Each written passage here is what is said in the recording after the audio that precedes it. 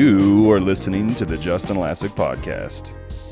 And that's Bobby Emmett on the intro song, Wherever You Are, an unreleased track. Thank you, Bobby.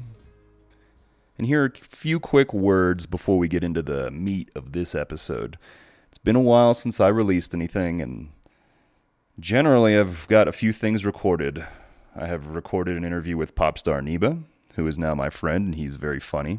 You can find him on popstarneba.com and search him on YouTube. He's been on Tosh.0. I also have interviewed Miles Miller, fantastic musician, but also the drummer for Sturgill Simpson.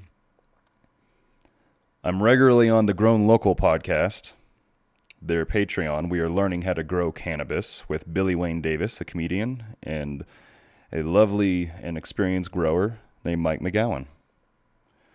Lastly, my company that I've had since 2009, 70s Big, is still a thing, and I'm starting to kind of percolate it a little bit. So if you came from there, you can check out the social media, and there's going to be some stuff coming out on this podcast and the 70s Big stuff pretty soon. And generally, the state of this podcast is that I'm going to start regularly pushing content out, doing interviews with people to learn things from and to progress our wellness, physical, mental, emotional, and spiritual wellness, as well as just trying to learn critical thinking and all kinds of interesting things. And we're going to be silly, and we're going to be intellectual, and we're going to hopefully be relaxed and at ease, full of love. So this episode was recorded in early December. And so it is a little, if I was going to do it now, I might update it a little bit. But I just figured I'd put it out there because the concept of Speedy Brain is really important. So let's just jump right into it, baby.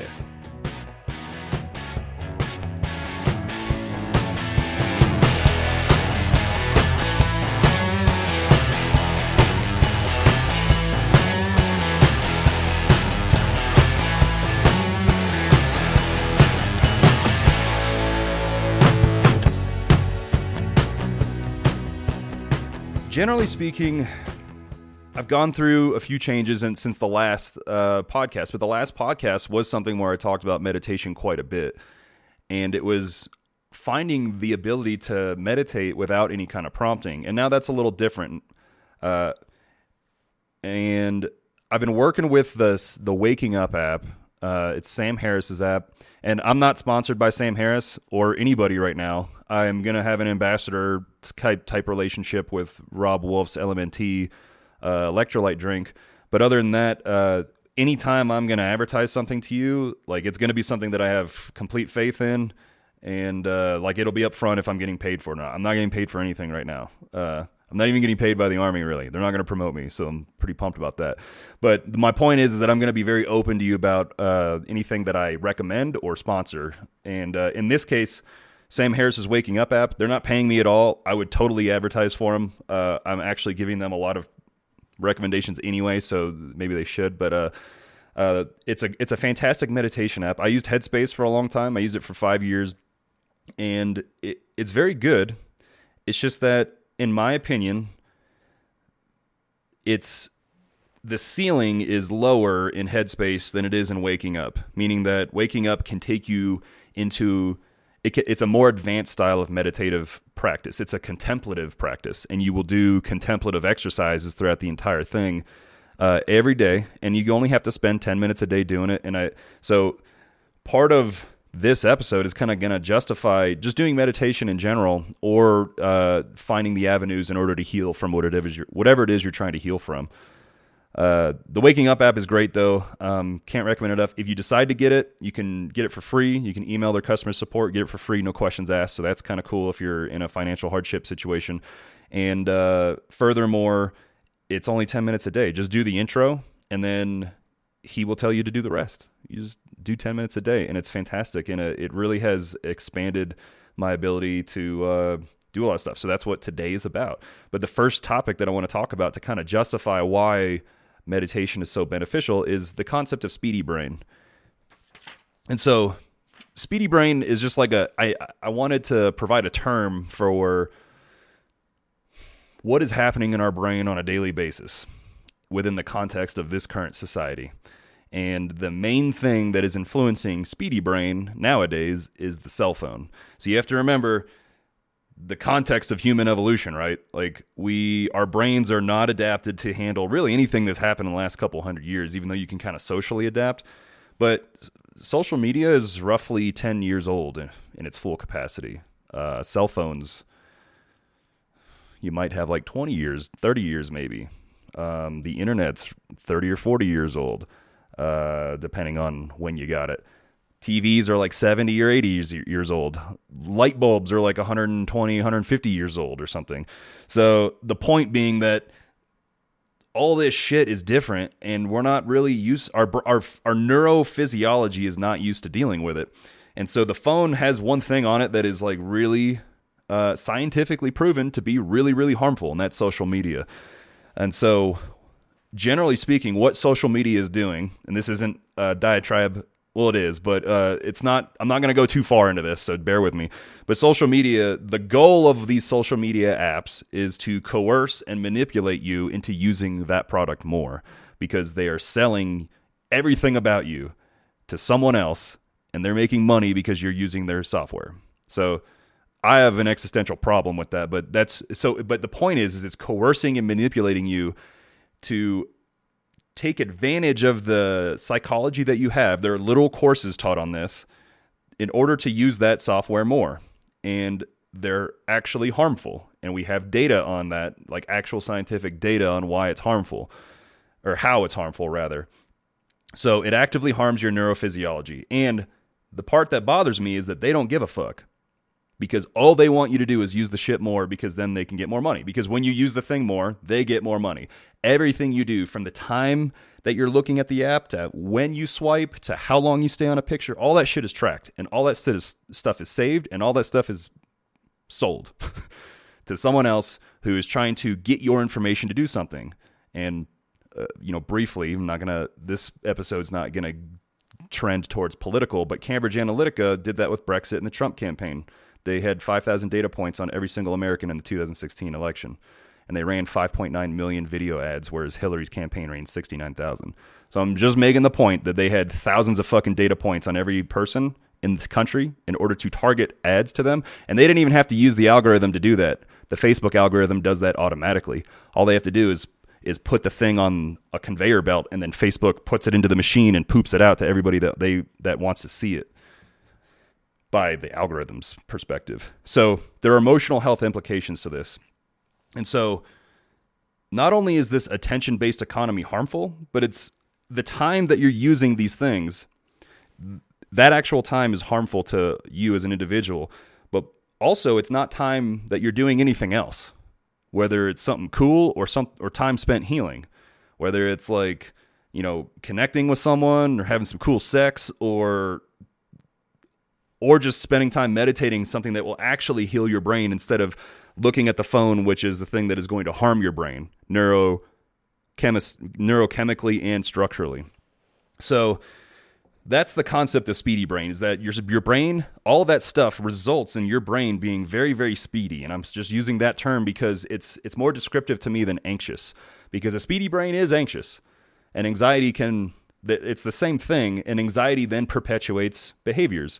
You have numbing and comforting behaviors that are going to take care of, you're using them in order to not feel something that is negative. And that leads to things like addiction or depression, and it manifests symptoms with trauma and PTSD. So it's making all those things worse, and it's not time you're spending to do something good for yourself. So if you imagine, for the people that are looking on the video, imagine a continuum. All right. So on one side, you have where it's going to be an attention continuum, or like how the speed of your brain continuum type thing. So on one side, you have your phone and social media, and you're fucking scrolling through the phone, and you're looking at stuff, and you can see, conservatively, 20 different pictures on 10 different topics in 1 minute on Instagram, right? And whether you're looking at Reddit, you can read the headlines of multiple different posts from tons of different subreddits. So you can get essentially like 20 different things in your brain in a single minute. That's not what the brain is like set up to do. And no wonder that we're just an overscheduled, overanxious, like absurd society. But imagine that that's happening on one end. And then on the other end is nothing. Like you're sitting outside, not doing anything. And so we can stair step down that cascade of the continuum. We can stair step it to see like, how can we make things less speedy? What are the things that can go? Because what are the things that can make it go to the other side of the continuum? Because the problem is that if you are regularly looking through that phone, you're doing 3, 4, 6 hours a day, some people do, of looking at social media, then you try and sit outside, like you are essentially going to have an intense amount of anxiety because you're not being stimulated. Because you have to remember that the human body and all living things are amazing and they adapt to whatever it is they do. And in particular, they adapt to the presence of stress or the lack of stress. And in this case, you have the presence of a very anxious, speedy stress. And then when you just remove that entirely, it's no wonder you can't sleep. And I don't even have to ask most of you if you're not sleeping well, because most of you are not. And this is why. So let's look at the continuum and go boop, boop, boop, boop, and just kind of like stair step it down. So maybe if you're on your phone, instead of using social media, you can pick a single article to read. You can find that through social media, but you can actually read an article all the way through, which most people don't do on Reddit or Twitter anyway. But not only will this like expand maybe the amount of information you're collecting about a particular topic that might be relevant to your critical thinking later, which we'll cover in this podcast, but it more so gives your brain one thing to look at and pay attention to. So the next cascade down could be like maybe instead of reading things on your phone, you're only going to do messaging. And you don't have to do this like all the time. You could set a period of time in the day to do it, or just choose like today, I'm not looking at social media after my initial, like you set times to look at social media. So however you want to do it, but the stair stepping might help you have a better behavior change. So we had phone and social media, then we had reading a single article, then we had maybe just looking at messages on the phone. The next thing might be listening or doing like a singular thing while you're doing something else with like a task. So you can listen to music or listen to a podcast while you're cooking or driving or something like that. The next thing might be listening to music without a task, which is how music is supposed to be consumed realistically. I'm sitting with people that can't see the video. I'm sitting and there's a big window right here and I can see the front yard, and there's a black native Colorado squirrel fucking my bird feeder up right now. And so that's why I'm laughing. But so if you consume music without any other sensory input, then you can appreciate it. And if you like the art of music and the soulful expression of an artist like emitting their soul in the form of music, then that's how you can consume music. And that's very different than consuming music while doing a task. So sit on your couch and even close your eyes. And when you start meditating, it's going to be fucking cool when you do that. You can close your eyes and you can actually like have an experience with music. And that's very different than just listening to music while you are on social media, because you're trying to slow your brain down. The next thing might be doing like a guided meditation, leading into unguided meditation, and then finally sitting and doing nothing. So there's probably some like filler tasks in there that I left out with a phone. But the point is, I'm just trying to get you thinking like, how can I strip my phone usage in order to try and slow my brain down? So that's one approach, right? And meditation is like another way of doing this. So we have the reduction of harmful activity, and we have the increasing of beneficial activity. And that's what I want to do today with meditation. And then the decreasing is going to be reducing phone. And I want to point out, by the way, like if you don't accomplish any of these things, here's a note on shame, rather. I actually have it in my notes. I was like going into it anyway. Like, don't hold it against yourself if you're not like awesome at trimming your phone usage. It's very common in this society to think that there are tons of shoulds, that I should have done this. I didn't work out today. I'm a fucking piece of shit. God damn it. I should have done this or should have done that. I should have had this for dinner. I shouldn't have had that fucking cookie. Whatever. Or I should not have spent the amount of time I spent pleasuring myself. Whatever. So don't hold those things against yourself. And instead, it'd be really nice if you just woke up and said, if I don't do shit today, like that doesn't mean that I'm a piece of shit. And like I'm still worthy of my own consideration and love, even if I don't do anything today. And sometimes you need those days where you purposely don't do anything in order to recover not only your brain, but the rest of your system. That's leaving the scope of today's podcast. But everything you do that is beneficial to your well-being is an act of self-love, even if you don't love yourself. That's just how it is. You're proving that you want to do things for yourself when you do nice things for yourself. And the simple things can do that. You can have some water, or you can take a shower. And I think I said it in a previous episode because one of my Green Beret friends thought it was funny, but like, if you're feeling shitty and you're like depressed or something, just like take a shower, because no one feels shittier after a shower. And I'll continue the joke, but unless you take a shit in the shower itself. So, and then what we'll find with meditation is that there'll be a lot of benefit that will augment your ability to not feel shame. So the concept of Speedy Brain, I think, is important, because if we don't have a paradigm of how to think about something, then it's very difficult to try to evaluate it and improve it. So if you're accepting of the Speedy Brain argument, it's reflected in the research. It is causing harm to neurochemistry, and then it's also causing harm to the structure of your brain. And we're going to come back to that with meditation. So what is meditation? And the simple answer to that, because this is overly complicated a lot, oftentimes from the people teaching meditation that might be Buddhist gurus and stuff, but meditation at the core of it is just being aware of what's happening. That's really all it is, because there's a lot of stuff happening at any given time, regardless of where you are as a human. Everything and let's put this on pause. You don't have to try and implement this into the greater whole of the practice of meditation, because that's what the app will do. But everything within the context of your experience of consciousness is just appearing. All sensations are just a field of energy in your body, of what it feels like to have a face, or to hear, to have your five senses.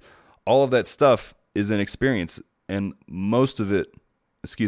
all of it is just appearing. So it's just, that's where the fluffiness comes in, because you see a lot of fluffy stuff in Buddhism. And the good thing about Sam Harris's app is that he is not, it doesn't matter. I don't even know if he's spiritual or not as an individual. I kind of think he maybe isn't, but you take the religiousness out of it and you conduct the meditation, and just it as a thought experiment exhibits everything I'm saying about meditation, in the sense that everything is appearing in consciousness, and that the condition that exists to allow that to happen is consciousness. So instead of being fluffy, let's get into more specifics about it. Why would you want to meditate? So you have a few different things here that I think are relevant. You have the practice of meditation. So remember earlier about the Speedy Brain? If you take time away from doing things that cause Speedy Brain, that's good. But then if you do something that reverses the effect of Speedy Brain, that's even better, right? Because now that is a healthy behavior being infused into your habits. So you're reversing Speedy Brain, and you're getting time away from Speedy Brain. So the practice of meditation, at the very fucking least, does that, even if it doesn't do anything else. And there's immense, incredible value in just not having Speedy Brain by itself, even if you just turn the podcast off now, which I would hope you don't. But the next thing is that there's a chronic effect from meditation. And there's so many things that I could say on chronic and acute effects that I won't even remember them all. I don't even know them all. But some basic ones are that meditation can and will influence your outlook on just living, because it can be that thing that implements things like cognitive behavioral theory or logotherapy from Viktor Frankl's Man's Search for Meaning. Those things that want to have either using mental cognitive function in order to change perspective, or just kind of like do thought experiments. Good meditation should be doing that. And or specifically, it's setting up your mind for the condition in order to perceive things differently. Because meditation as a practice is going to be something that changes your perception. Just like taking recreational drugs can change perception, meditation does that too. So again, you have, and I really do mean structural changes in your brain, meaning that they can image the brain pre and post from having a meditation program, and there are beneficial improvements in the structure of the brain, of how the wrinkly ass fucking worm shit looks the actual brain matter.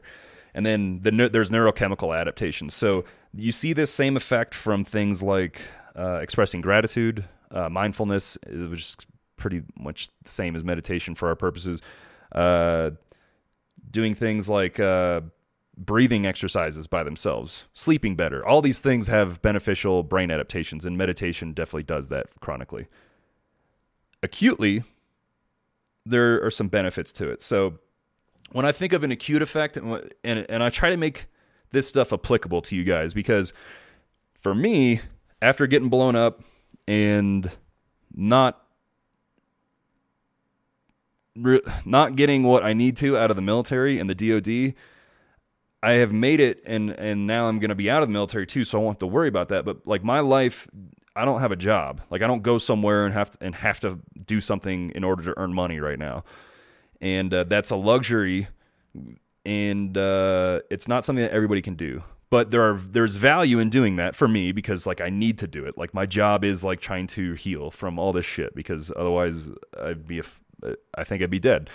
But in this case, I lost my train of thought, Lou. I've been blown up, and I've been blown up, so I'm trying to stay on track. But basically, the acute effect of meditation can also serve to treat a temporary negative emotional state. Okay, so this could be irritation, anger, rage. I was basically talking about like why. I was talking about making this applicable for you guys. So I can spend all this time meditating and shit, but what can you do if you have kids and you have a job? Like, what are you supposed to do with that? So that's what I'm doing, is whittling down the information or things that I've learned and trying to make them applicable to like people that might actually have a real set of tasks to do in a day. So that's where I was going with that. And so we have the acute effect with negative emotions, right? So like, for example, when the military tells me they're not going to promote me when I should have fucking promoted if I didn't get hurt, that triggers a cascade of things that we'll talk about trauma maybe in another episode, but rage is a very common emotion associated with trauma and PTSD. And so when I feel rage, sometimes like there's not really much I can do about it. But other times that I've been angry or sad or irritable or whatever, I'm able to do one of two methods, and it seems to make it'll put it in perspective in different ways. So the first one is just, I'm going to call it objective focus. And it's something that you'll regularly do in meditation, and that you slowly build the skill of being able to do that with negative emotions. So when you have a thought, let me back up, because in meditation, an objective focus is like, it's a pretty common thing, and it can be most of anything. The objective focus in meditation can just be the breath. So you could just be noticing the breath. That in an example might be, you're going to follow this next breath from the beginning all the way in and all the way out. And where do you feel that breath? Is it the tip of your nose?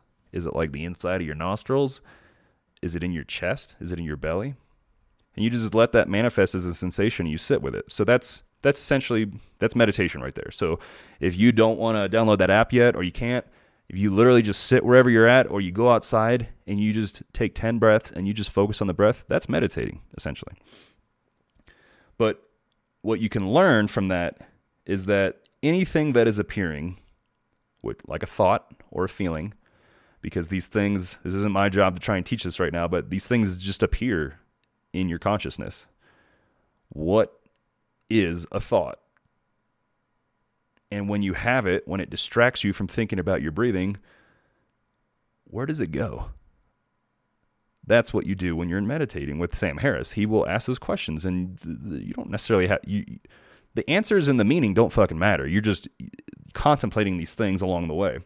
So, but what this does, and where the immense value in it is you start noticing what happens to a thought or a feeling. Where is it manifested? Does it change? What sensations in your body does it bring? Physical, somatic means physical, but somatic sensations in the body are the quintessential thing of how to heal trauma. Talk therapy and counseling does not fucking heal trauma. Trauma therapists will be like, you're probably going to get benefit of doing the counseling for other reasons, but it's not going to fucking heal your trauma. And most of what the culmination of that field is has found is that you let sensations manifest and you just let them do whatever they want, and you allow them the space to do that, and you follow them and become one with it. And that's trauma healing right there. So you can file that away for the next episode. But so when you have an object of focus, let's say I'm irritated or fucking mad, and then I'm like, I'll take a pause, and I would recommend pausing for X amount of time. I like to do it with breaths sometimes, 1, 3, 5, or 10 breaths, because then you're like, all right, one breath. I can do one breath.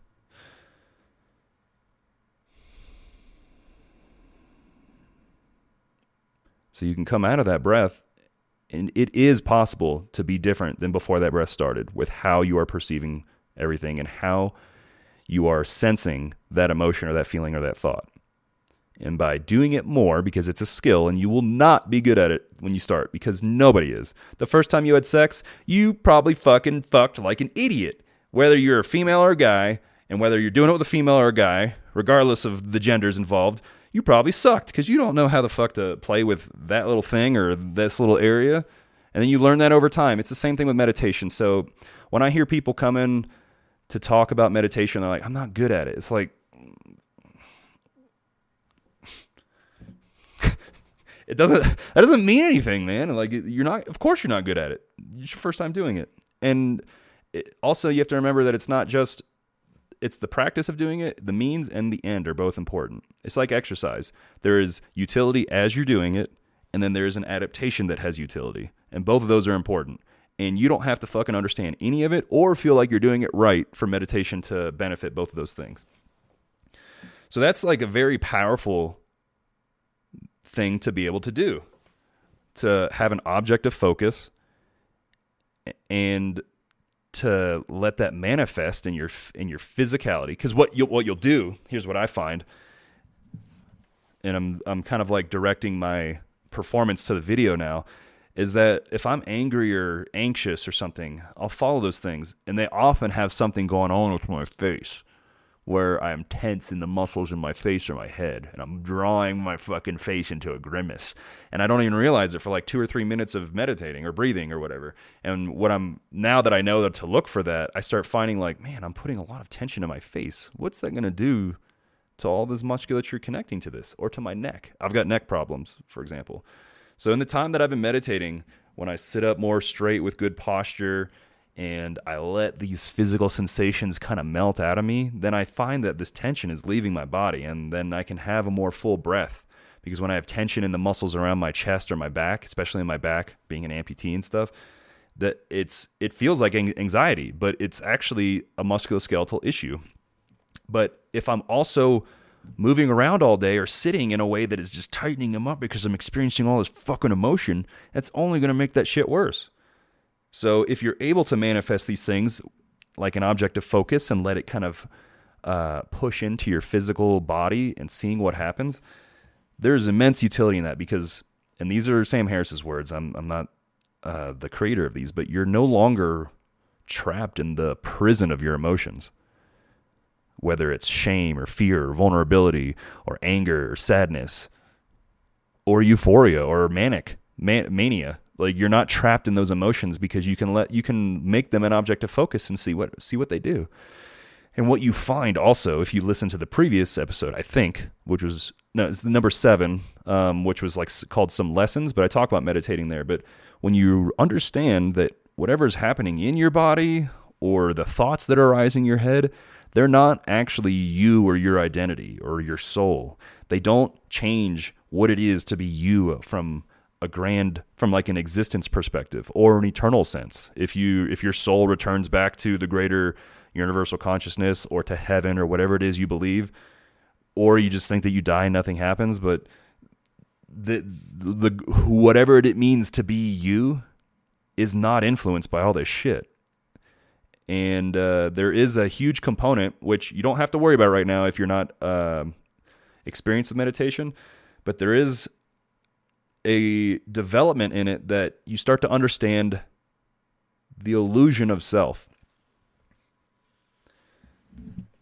That you as like this construct,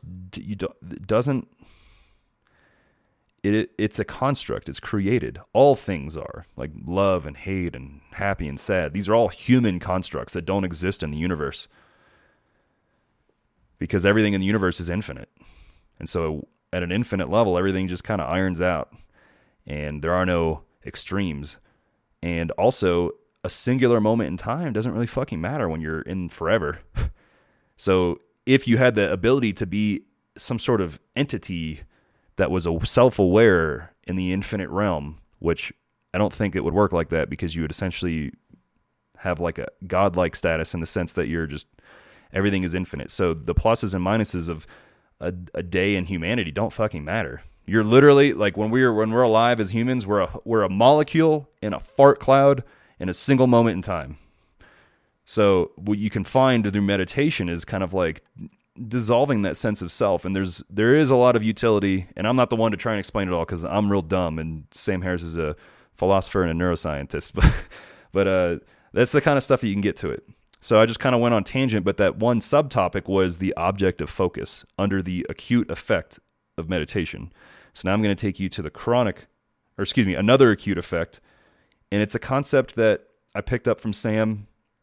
There's two more concepts I'm going to talk about from him, but one of them is putting everything down. And sometimes in the beginning of a session, he'll be like, all right, close your eyes, take a few deep breaths, and just put everything down.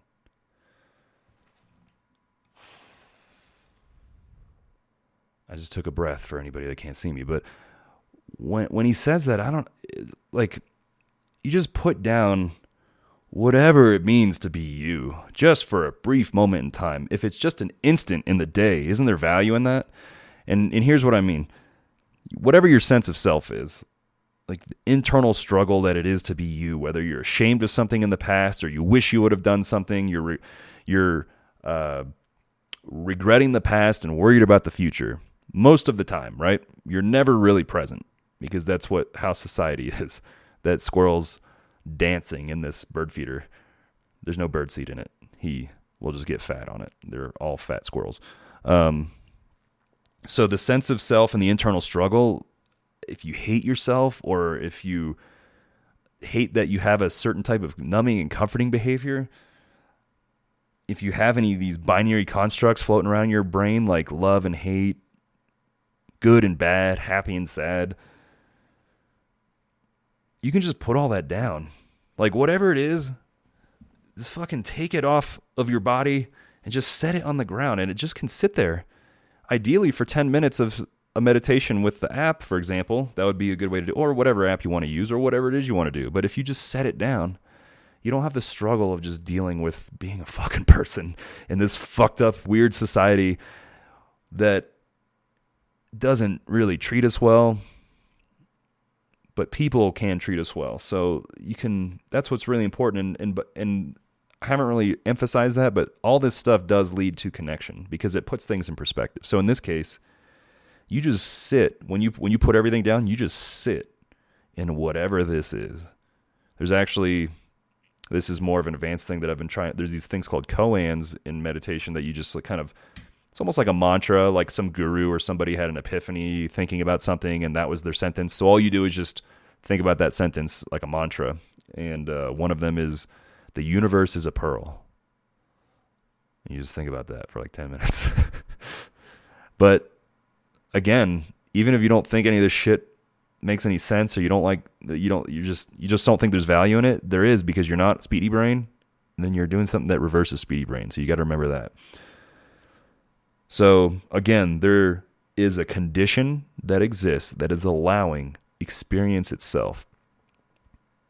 That condition is consciousness, and you are living in a meat body on a rock planet to try and do something because you think you should, which is a thought, by the way, which is arising seemingly from nowhere, and it goes away too when you don't have it anymore. But when you just put everything down, you can just sit in a fucking moment. There's no regretting the past, and there's no worry about the future. And regardless if it's a nice moment or not, moments aren't nice or not nice. Those are human constructs. Those are our interpretations of what is happening. A moment just is. And when you become aware of it, you hear all the sounds and you feel all of the physical sensations that are associated with that. You see whatever it is that you want to see or the object of focus. Or you close your eyes and you see the visual field with your eyes closed, which will fucking... When you get more advanced in meditation, things will happen in that visual field behind your eyes. There's something very magical and special about doing that, and that's what meditation can bring you. And so that's why I wanted to bring it up today, because I've written a series of posts, and a couple of them are kind of about Speedy Brain and meditation. And so that's kind of the theme I'm into. So that's how we're going to ride this train, is we're just going to find a theme and stick with it. So now I'm going to push into the essay. It's a brief essay. I think it's like not even 2 pages. And it's going to it's going to kind of expand on the things that I just talked about. Lou, do you have anything for me before I start that? He might message me or not on the little chat, but he said I'm good. So, all right. So I called this, I just sometimes throw a title at things.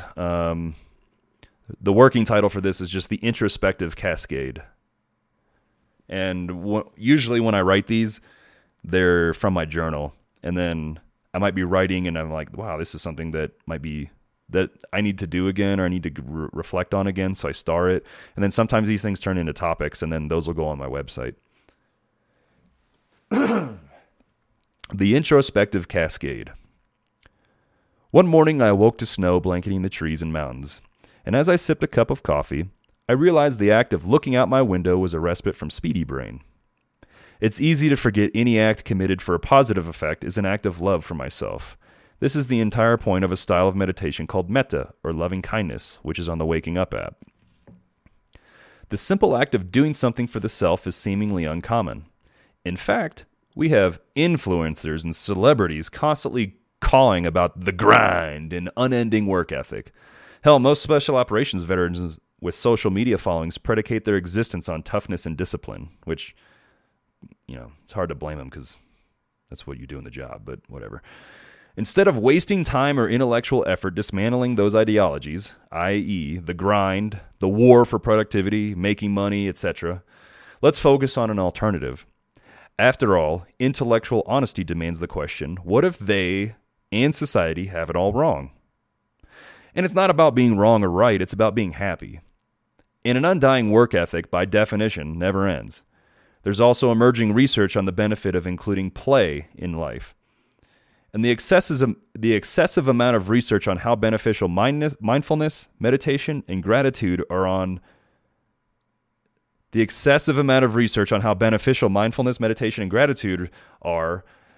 on neurochemistry and physiology is clear, even though that sentence isn't. There's a large body of evidence, historically, subjectively, and scientifically driving us to an idea that work and productivity for the sake of productivity are not defining qualities in a happy life. So what is another way? It's best to fully understand why you have certain beliefs, and you can do this by constructing or deconstructing your personal beliefs. If we aim to construct beliefs, then we should begin with nothing. After we get through Descartes' I think, therefore I am, we can move towards relevancy. If I exist in the condition of the world appearing in consciousness, then what matters within the extent of existence? Social status? Economic bracket? Education level?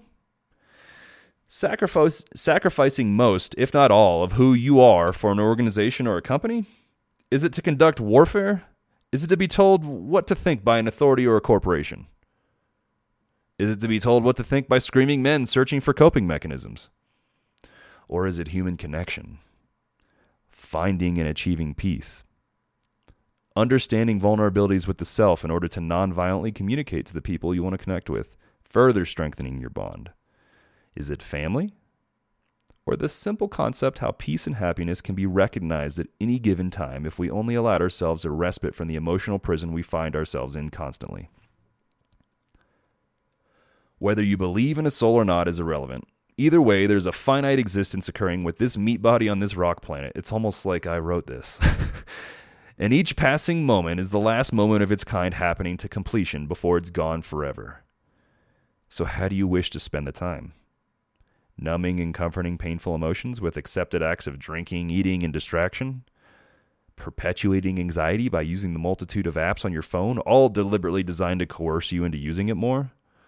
Or, regardless of activity, be plagued with anxiety, stress, and fear associated with regretting the past and worrying about the future? Or will you put all of that down and meditate, sit outside, or go to bed early? The choice, seemingly, is yours. And I put that because there's an argument to be made, which I'm not making it, that we don't have free will based off of how consciousness works. That's why I put that there. But what I want you to remember is to whatever you do to work against this anxious, speedy brain society is building us, it's a display of love. Any healthy intention is an act of care and compassion for the self. And the means have just as much utility as the end, just like with exercise or lifting weights. To cultivate intention, we inherently need deliberate introspection to understand, generate awareness, accept, and finally act with intention. And when we intentionally act, we not only have ownership in our story, but the acts are proof we love ourselves. And the belief will follow if you just give it some time. And so this isn't up on the website yet. It will be maybe by the time this posts, but there's an image. And I repeat that because there are certain concepts that I want to whittle down, and I've talked about these in past episodes too, about a construct or a paradigm of emotional health, established a model of Speedy Brain so that we can talk about emotional health today. So I want to go back to this little cascade. If you want to act with intention in your life, you have to go through a cascade, because if you have things going on in your life, which everybody does, that are negative, because it's part of the mortal experience is to have some bad shit happening to you. You will have to go through those things and understand them. And so the cascade is you have to deliberately introspect in order to create awareness so that you can find acceptance and then start acting with intention, because the whole point is to have action. That's one thing that I think is very helpful, because, for instance, guys in my job for special operations or special forces in the Army, like everybody, like it's an exception to the rule if you are not fucked up emotionally and so on from this job, because you have what's called the operator syndrome of all these things combining of TBIs and trauma from actual combat or being fucking blown up or whatever. And then you also have just the stress of the job and the high op tempo, and how and I will be the first and always the one to say until it changes that they do not treat us well. And so when guys come out of that, or they're just in it for even just 3 years or so, but when guys come out of that type of job, or they're on the back end, or they're catastrophic failure, like they're in the middle of a divorce or whatever, you can't start acting with intention to like reduce your numbing and comforting behaviors if you don't fucking understand why you're doing them. And if you don't understand that they are a problem and that they are like a thing that is harming like your well-being, then you can't even begin to start this cascade. So in order to just understand anything, you have to have deliberate introspection. And I talked about this in previous episodes. This might have been the second one, but deliberate introspection can happen in a variety of ways. It can happen in talk therapy if the therapist is good. But you have to remember with therapists or doctors or lawyers that 50% of them are in the bottom of their class. It's just a fact. So you really have to be good and kind of do your homework to learn what you need out of someone to treat a certain thing. So you should be looking for a trauma therapist when you have trauma history. And literally everything can be trauma, by the way. So in order to try and understand this shit, you have to do deliberate introspection. So one of the things that I talk a lot about that is really easy that everybody can do unless you are dyslexic or you can't write very well is to journal. And in those cases, if someone is dyslexic, because I have a very good friend that is, then you could maybe do a video journal, for example. I've actually had somebody who has put tourniquets on me when I almost died has sent me a video journal for his sake, and because it included stuff about me too. So like that is a way to deliberately introspect. So you have to find a way to search within yourself what the meaning or what the why. You start asking questions. And so I'm definitely going to be a catalyst for this in the future if this is something you're interested in. But deliberate introspection is necessary so that you can build awareness. And that awareness then you're aware of the problem, and then you start seeking the ideas of like what can help it, whether it's behaviors or activities or like sleeping more and shit like that. And so when you accept that you have this problem, you can not only let it go through acceptance, and I have a hard time with this one, I'm going to come back, that's why I paused there, but once you have acceptance, then you can fucking act with intention. And that means that, kind of like in the episode 7, where I'm like, if you're anxious and you immediately want to beat off or get on a dating app when you're a guy who's in special operations, that's really common because sexual promiscuity is one of the quintessential symptoms of trauma. And so if I just said that, and you've experienced some sort of trauma, and you didn't know that sexual promiscuity is associated with it, then now you do know it. And you at least have it in your head that it is something that somebody said. And now, if you're like, oh, fuck, like, I've seen that with someone I've dated, or I've done that myself, then you probably should start fucking deliberately introspecting about it to understand why. Why would your trauma manifest itself to result in you doing something that just makes want all pain and fucking uncomfortableness to go away, and you want to finally feel something. So that is absolutely happening with everybody, because we all have fear, shame, and vulnerability, and society doesn't really fucking do us a favor anymore, especially how the government doesn't regulate social media, but that's neither here nor there. And so deliberate introspection builds awareness so that you can accept it, and then you can have intention with your actions. And that almost seems like a fluffy, dumbass thing to say, but like, intention really does matter. Intention is the difference in... let me give you an example. When I eat something, most of the time, but historically speaking, before I got hurt, I had like 9% body fat for like 10 years, and I was in the job. It's coming up on 8 years. And so when I choose things to eat, because it's part of what my job was, and I know a lot about nutrition and inflammatory stuff that can influence a system or a gut microbiome, and how that stuff can influence brain stuff. And I know I have APOE4 alleles, which is a gene. When you have 2 of them, it increases your Alzheimer's, I think, by like 15% or 15 times more likely to have Alzheimer's if you have both of these APOE4 genes. So anyway, when I make a decision to eat something, I have the awareness of all that because it's part of my expertise, but I also know the things that will be good to help my brain heal and make new neurons, or things that will destroy it. And so I do not drink alcohol. I might have like, a whiskey or a glass of wine or something, but I don't really drink alcohol because it's literally a poison and is way more harmful than most of the things that are banned in the 1970 Substance Abuse Act. But that's future us podcast. But I don't drink alcohol because I've been blown up. I've been within fucking... there are about 20...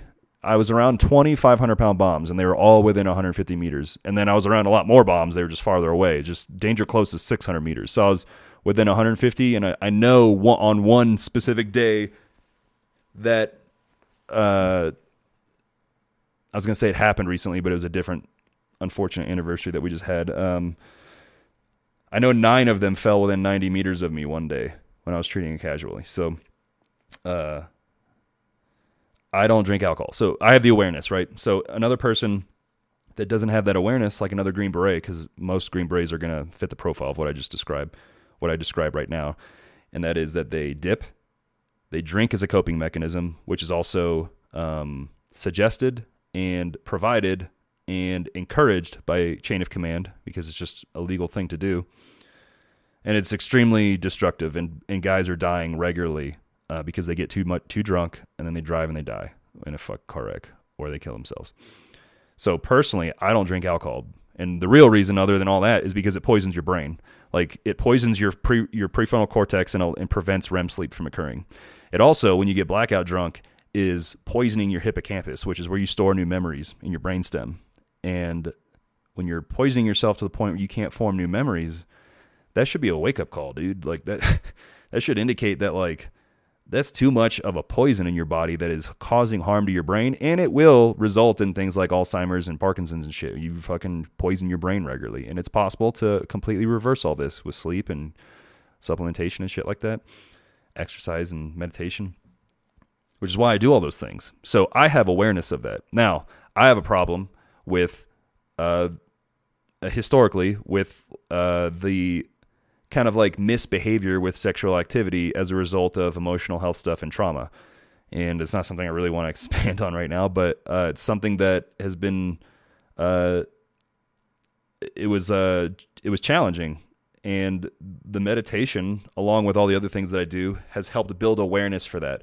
But that was a shame-based activity, and shame-based activities are very, very difficult to overcome. And I've worked with a lot of people for behavior change, being like a strength and conditioning coach, did like a Biggest Loser in college competition where I was a trainer for obese folk that were doing exercises. They made great progress in 3 weeks, and then they left the program, and then, it just returned to the normal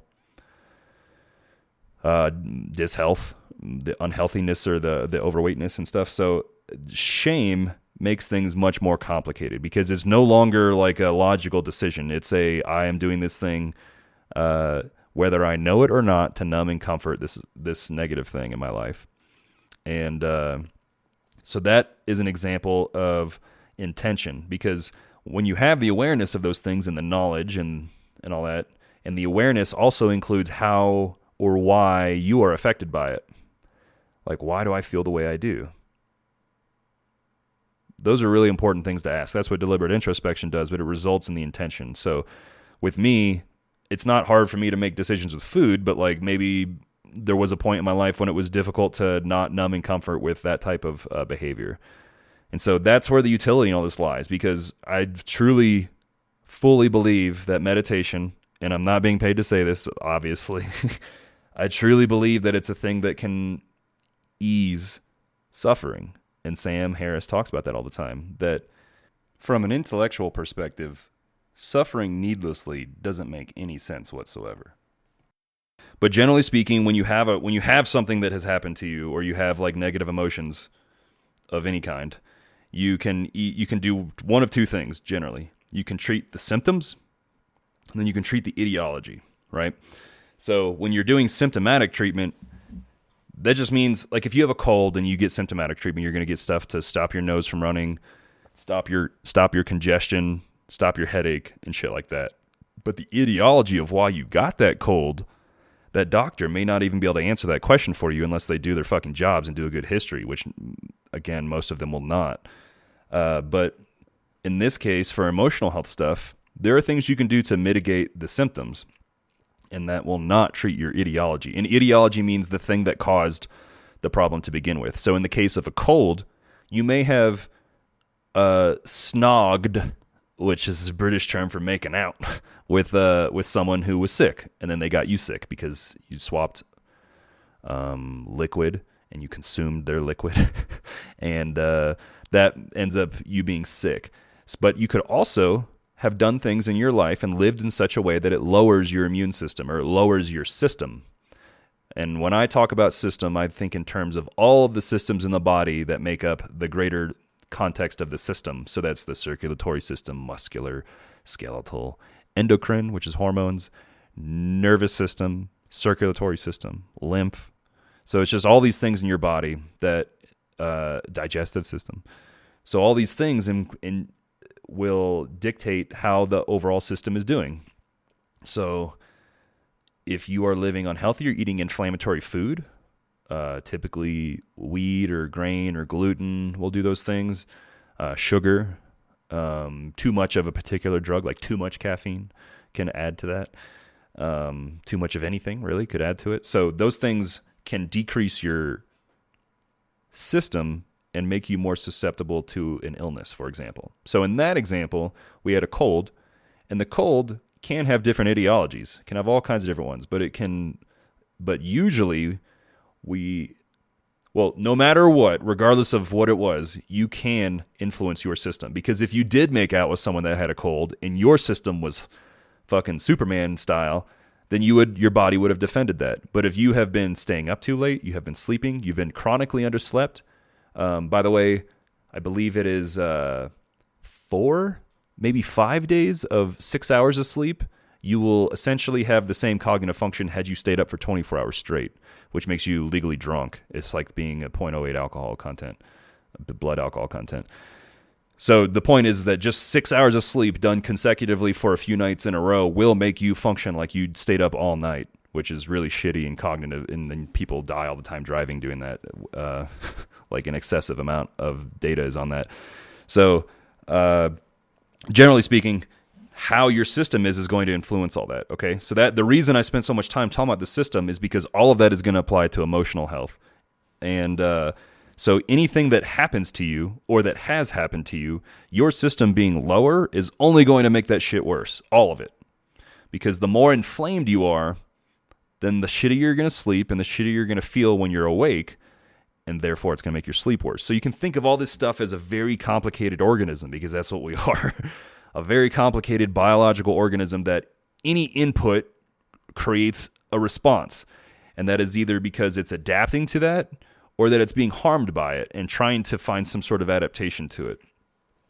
Or you can have a lack of stress and then you adapt to that. So an example of that would be, I don't work out for 5 years, I don't lift any weights, and my bone density goes down, and then I get like a hairline fracture in a bone when I try to do something. So you have adapted to a lack of stress. So symptomatic stuff in etiology. What caused this problem? And then what is the remnants of the problem? And with emotional health, you have to do both. And all that shit I just talked about with deliberate introspection, that applies to the etiology.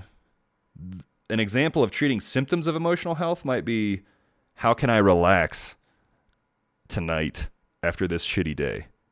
And the answer that actually helps your system is not drink alcohol or put a dip in or eat a thing of ice cream.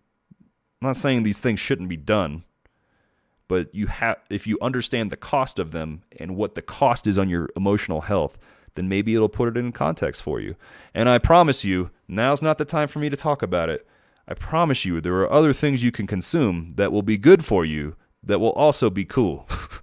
That you could make good food. You could make a great fucking salad, and sometimes those are amazing. And then you can have a little piece of fucking chocolate afterwards. You still get all the shit you want to do, but you do it in like a healthy way. For the etiology of emotional health stuff, you have to explore the thing that is giving you all the fucking grief. So let me give you something of an example for me. This is almost I'm gonna avoid the trauma aspect of this because that'll just be us talking on a future episode. But my trauma, I got blown up. But the nature of trauma is like when you're a participant in the event, you either fight, flight, or freeze. And when you fight, you typically don't have as strong of a trauma issue or response afterwards. Because you have stuff that happens immediately, you have stuff that's midterm, and you have stuff that's long-term and how it develops with trauma. And so when you are an active participant in an event of trauma, like if someone tries to rape you, it's still fucking intense. But if you beat the fuck out of them, or and then they run away, that's having, and it's not that if you don't do that, you're wrong or something. It's just that when you do that, it just happens to be that it manifests different psychologically and physically is the point. So in my case, I got blown up, but I was an active, other than the actual blast, which I did have trauma from. I cut my shirt off and I told people how to treat me and stuff like that. So my issues with trauma are not necessarily associated with that specific event. But then I was on a lot of ketamine and I had a weird experience about to get loaded in the helicopter. I've talked about it on different episodes or podcasts, so I'm not going to get into it right now. But when I have shame-based issues of like feeling like I deserve to die while I believe I'm dying, then I should explore why that is. I should deliberately introspect the things that occurred in my life that are associated with that. In this case, it was the relationship and the marriage I was in. And the result was what I felt like in that moment. And it was an imprint of my psyche from the past. So if I deliberately introspect what is going on there, learn to increase the awareness about it, and find acceptance, then I can move forward with intention in order to heal it. Now with sleep, I'm going to do a whole episode on sleep. So if you're just like, if I kind of just like got you a little teased up about sleep. So here's something you could do immediately. 2 things you can do immediately if you do nothing else from this podcast is A, get the Waking Up app and just do it 10 minutes a day. Just fucking do it. There's 96 blocks of 15 minutes a day. This is the one time I kind of use that like, I'm a Green Beret being tough thing. I'm a tough guy, so I'm going to be tough on you. This is like one of the one things I'll do is like you have 96 blocks in your day of 15 minutes. So 24 times 4. So if you can take one of those to meditate, then you got 95 other ones in the day. So just fucking do it. And then the other one is maybe subtract 4 more blocks of that and go to bed an hour earlier. And if all you do is that, then you will have a probably immense benefit because you'll get an hour extra sleep a night, and then you'll have been doing meditation every day. And by the time I do another podcast, you will probably have feedback for me if you follow those directions. The hard part is falling asleep or staying asleep.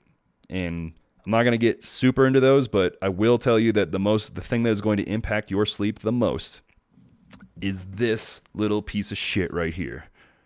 This thing is, I'm holding a phone for the audio listeners, but this phone is going to interfere with you sleeping because A, it's Speedy Brain. This is tying into what we talked about today. And then B, it's the light. White and blue light will stop the production of melatonin for 3 hours. So if you imagine being a fucking meat body on a rock planet that is X distance from a star in the sky, and it rotates since you have days, and if you're just living in the fucking woods before you have houses and all this society, when the sun goes down, you're not going to stay up much longer after that because your circadian rhythm is dictated by the fucking star in the sky and how the planet rotates. But your circadian rhythm is going to be that, oh, we're producing melatonin. We're not getting any more white or blue light unless it's from a fire, and that's lower than the sun. So that we're going to be tired. So in all of our training for Green Berets, every time we go in the woods, whether we're playing we're a role player for Robin Sage, or we're in Robin Sage, or we're in SUT, when you spend time in the woods and you sleep in the woods every night, when the sun goes down, you get tired and you go to bed earlier, and guys get more sleep in the woods. That's just how it is. So the phone and all the lights in your house and shit will fuck that up. So if you can dim your lights, that's good. I personally am a weirdo, but I have like a red light by my bed, which can augment sexy time if you want it to or whatever. But like a red light, shifting to red lights after a certain time will help your sleep. I would recommend it about an hour out. So generally speaking, if you can get a filter that is red, not the stock one on iPhone, because that one sucks. It just tints things yellow. If you can get a red filter, I use one on Android called Twilight, then make it pretty saturated with red. And then if you're going to use your phone, which I would recommend not, then use it with that filter, and that will augment your sleep because you will produce melatonin earlier. And then lastly, tying this all together, you fucking meditate once you get in bed. You will, this is research shit. You will have a better night's sleep because you did a breathing exercise and a mindfulness exercise. Your brain is set up and you will have higher quality sleep, both in REM and deep and the other stages of sleep.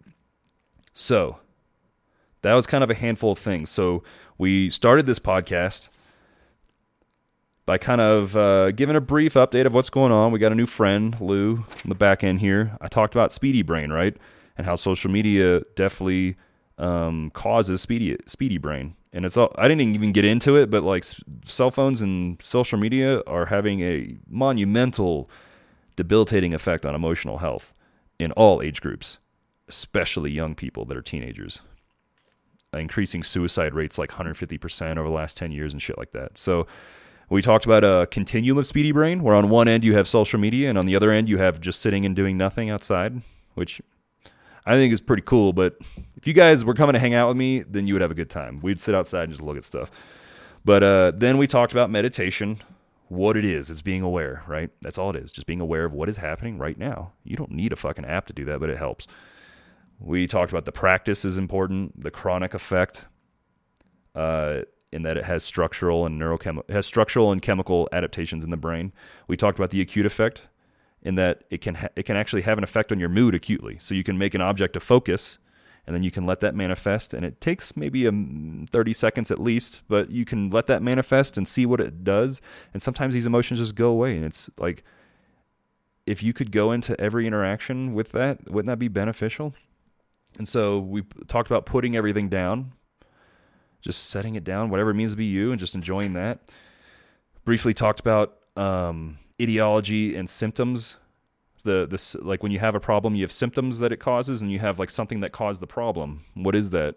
And explore that and understand it so that you can act with intention. And then we talked briefly about sleep and how to augment it, just because it's like sleep helps literally everything in your life. Your wellness is augmented by sleep, everything in it.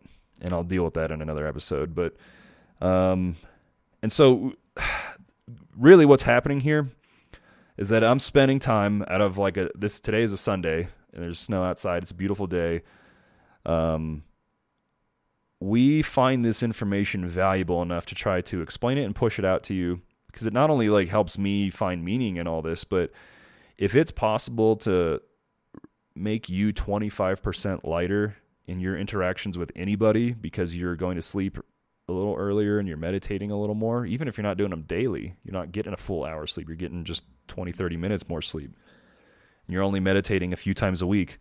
If you can go into some of your interactions 25% lighter, you'd probably pay money to do that, wouldn't you?